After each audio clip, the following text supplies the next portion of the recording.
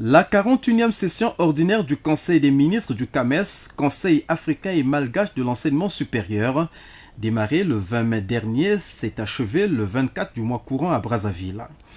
Au terme des travaux, une délégation de l'institution est allée rendre compte ce vendredi à la résidence du plateau au chef de l'État congolais Denis Sassou Nguesso des principales délibérations de la rencontre.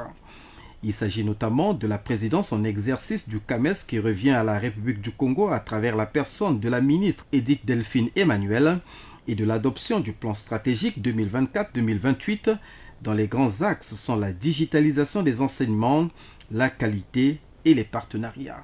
Le plan stratégique 2024-2028 du CAMES est un plan qui va permettre au CAMES de relever les nombreux défis qui s'imposent à l'enseignement supérieur et à la recherche scientifique. Parmi ces défis, il y a celui de la digitalisation.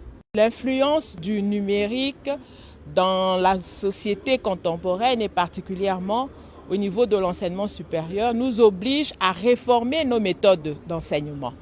L'on ne peut plus se contenter de réunir des étudiants dans des amphithéâtres.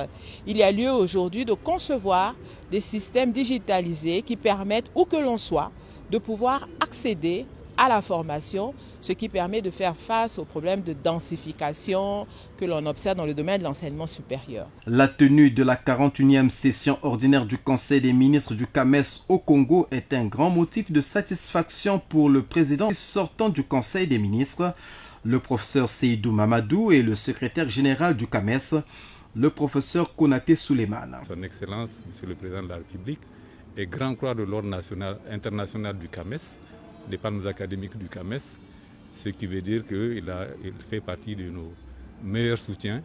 Le Conseil des ministres est vraiment l'instance la plus importante au niveau de la gouvernance du Conseil africain et malgache pour l'enseignement supérieur. Et nous avons eu la chance également d'écouter les conseils de son Excellence, Monsieur le Président de la République, qui nous a encouragés et qui prend un peu le CAMES comme un exemple d'institution panafricaine. Et nous repartons ici très heureux et redynamisés pour pouvoir continuer notre mission. Créé en 1968 à Niamey au Niger, le CAMES a l'ambition de devenir en 2033 l'institution de référence internationale en matière d'évaluation scientifique et d'intégration académique des États membres.